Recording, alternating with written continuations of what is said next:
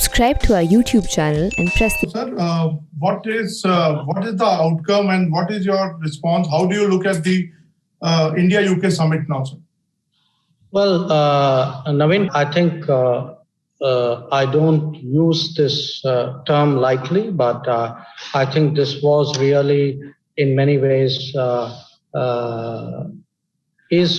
can be transformational for the relationship. There were four big outcomes. There was a very, very detailed roadmap for the relationship till 2030 that we have worked out, which pretty much covers all aspects of what India and UK could be doing. There is an enhanced trade partnership, which envisages a free trade agreement and which provides for some immediate economic trade gains for both parties. There was a global innovation partnership because that, as you know, UK has very strong technology and innovation skills and programs, and it's something where we have worked together in the past. We are trying to take it forward. And I myself actually signed the fourth outcome, which was the migration and mobility partnership agreement with Home Secretary Priti Patel. What it does is really it provides for more legal flows, migration and mobility flows.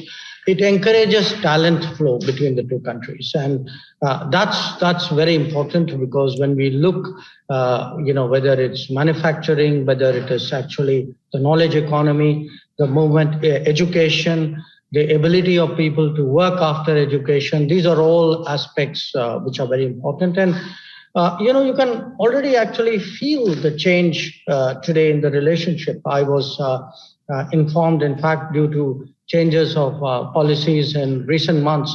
From October, actually 58,000 more Indians have qualified to come to the UK. So this is a relationship, in fact, to use Prime Minister Boris Johnson's word, that we are not looking at something evolutionary, we are looking at something transformational. And our Prime Minister also highlighted the Living Bridge, which is a very, very unique talent.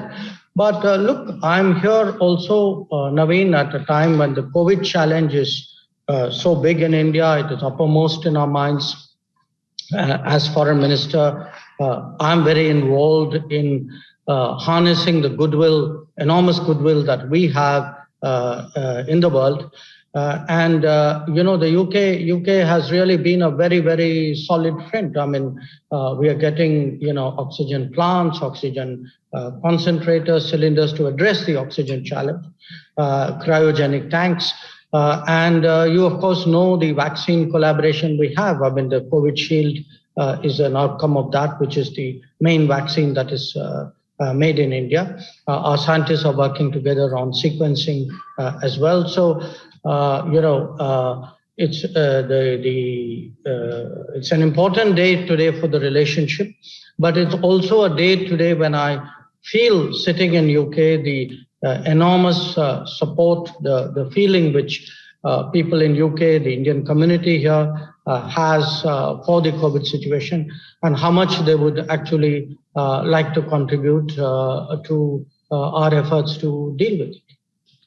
Jaishankarji, now you will be moving for G7 meetings after this. Again, as you mentioned in your answer, that this is a very serious COVID situation, and what will be your agenda vis-a-vis COVID situation? Will you be raising this issue with them? Will you be seeking help from them? What can you give us a brief outline? Well, Naveen, the G7 had its own agenda. This G7, and there are four of us who are guests: ourselves, Australia, South Korea, and South Africa. The agenda already had COVID very much in it, because it is today the biggest challenge, which not just India, the entire world faces. Now, when it comes to the G7 foreign ministers, bear in mind, I am pretty much continuously in touch with all of them. Now, they actually have been through it, many of them. You know, the US has been through it, UK has been through it, Germany, France, Italy, and not just been through it. I mean, they've been through a very, very severe form of it last year and the beginning of this year. In fact, if you look at the, proportionally, in many cases, their intensity is as much as we are going through right now in India. In some ways, it is even more than what we are going through. And a lot of our situations and our stresses today, the hospital situation, the oxygen situation, look, New York has seen it, France has seen it, Italy has seen it. So I was, in fact, though he's not here, just coming in, was talking to my counterpart in Portugal. And he was telling me, he said, look, we just a few months ago, we went through it. We had the highest per capita cases and fatalities. So, but we've come through it. So I think my message going into G7 is, look, this is a global challenge. Everybody knows that. All of you have been through it. We are going through it right now. There are various factors and reasons why it's as serious and severe as it is. And global problems, a global pandemic requires a global effort. And in the past, we have contributed to that global effort. Being part of other people's solution. And I am very sure, beginning with, the meeting I've already had with Secretary Blinken yesterday, I think the rest of the G7 feels the same.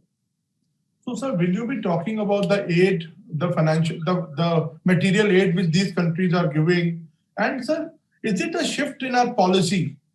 Because I think after some decades, we are asking for aid and aid is coming in from foreign countries. So can you just touch on this topic, sir?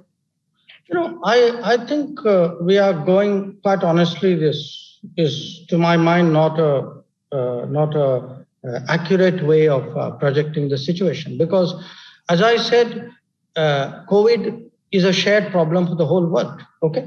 Now, just look at last year. When it came, or even this year, when it came to medicines, okay, we gave medicines, hydroxychloroquine, paracetamol, we gave to the United States, okay? We gave to Singapore, we gave to European countries. We sent a medical team to Kuwait. We gave actually vaccines to some countries in the Gulf. Now, would you have described it as aid? We described it actually as friendship, as support. So I think, we have to understand the uniqueness of the problem we are facing today. Okay. So when you say it is not like what it was before, look, there was no COVID before. We've never really had, in my lifetime, I'm older than you, I have never seen a global crisis of this proportion. A global crisis requires people to come together. So I think this kind of aid, these arguments, this is sort of point scoring. I think people are not connecting conceptually with the problem. They're not connecting emotionally with the suffering and the danger which is happening in India. When I look, the kind of situation which I'm seeing and you are seeing in Delhi, I'll do everything in my power to get help for people. So I will leverage all my relationships. I will, call in every IOU I have.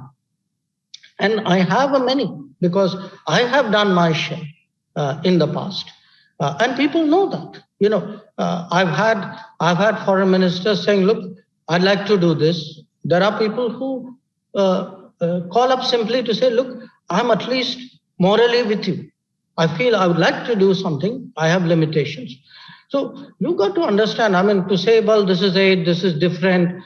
Have we gone down in life because we are getting support from outside? I don't think so. I think for me, I have one objective. My people are going through a very difficult phase of COVID in the second wave.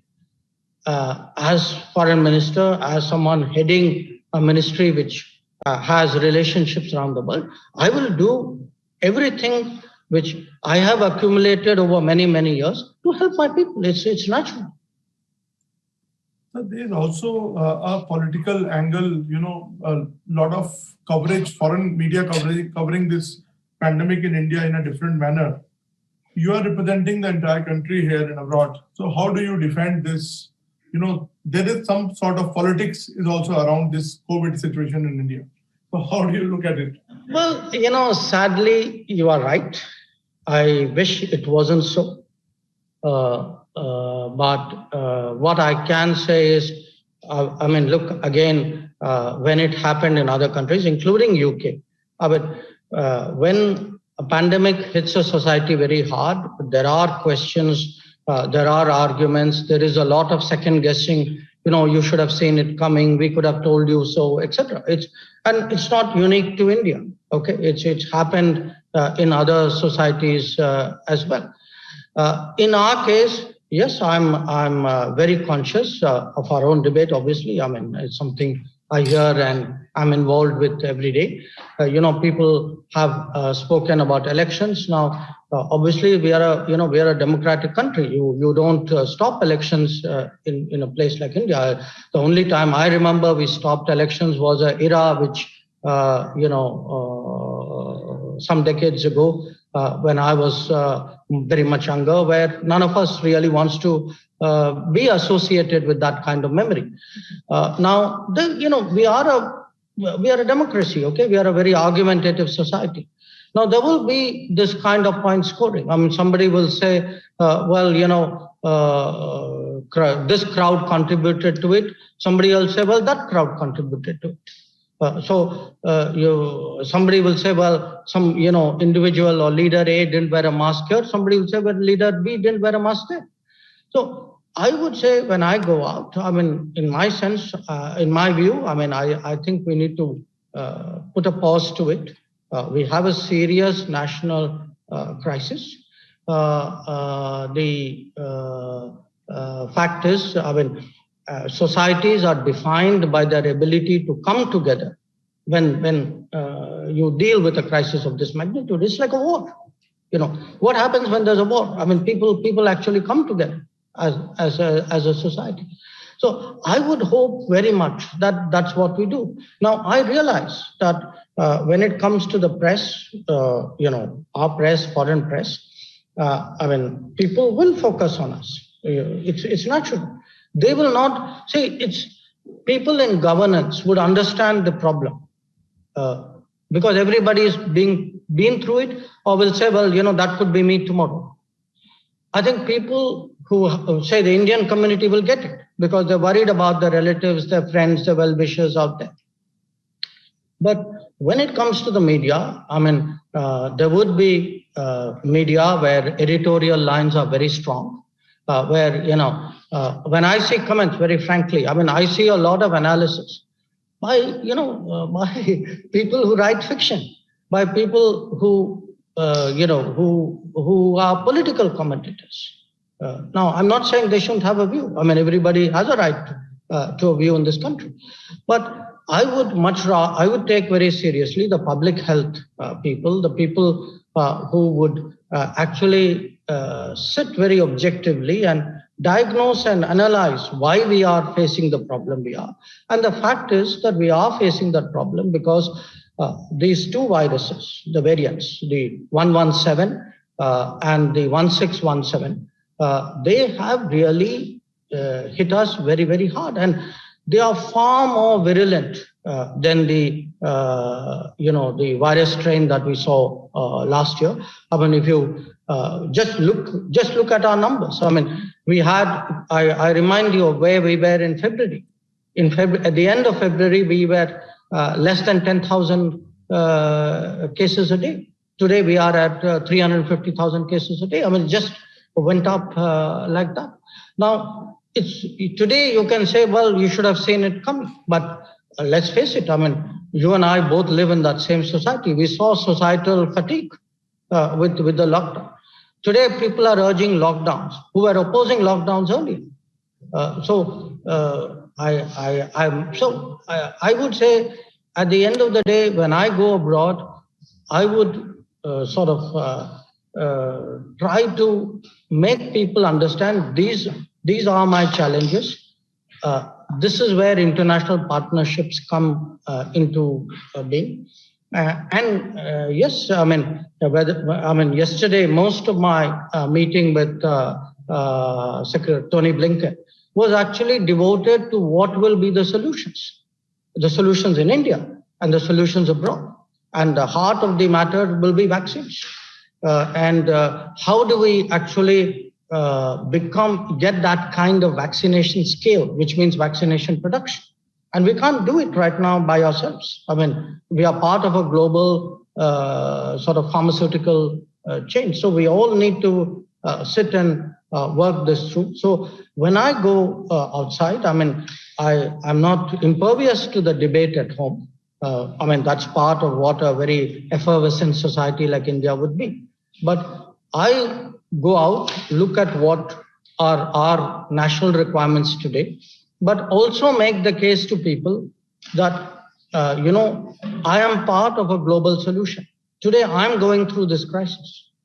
Tomorrow, somebody else will be going through that crisis. And just as I get support from the world today, I will be offering support to the world tomorrow, as I did yesterday when my situation was better.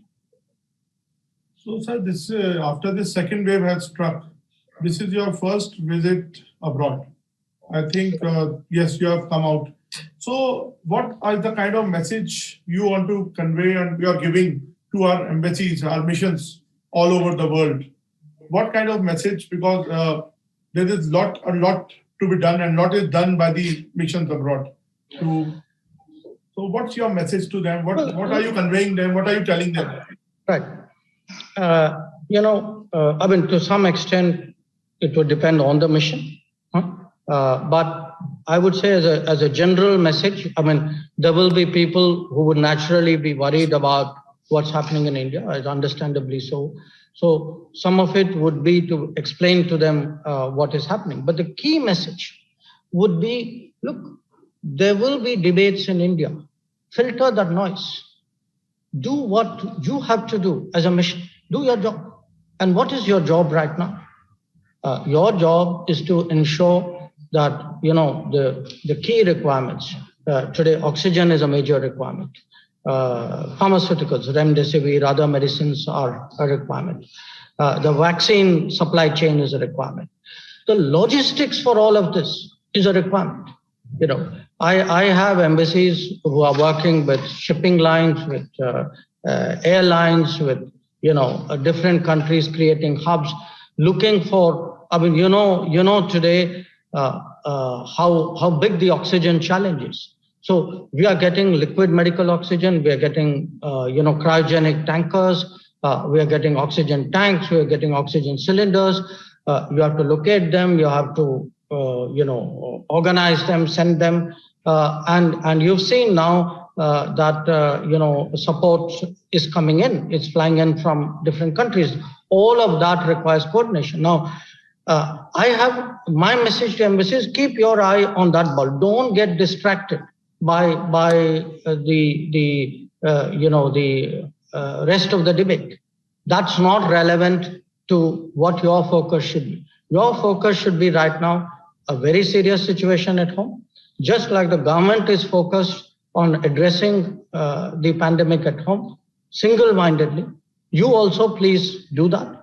So we will deal with the arguments down the road. At the moment, keep your eye and all your energies focused on this.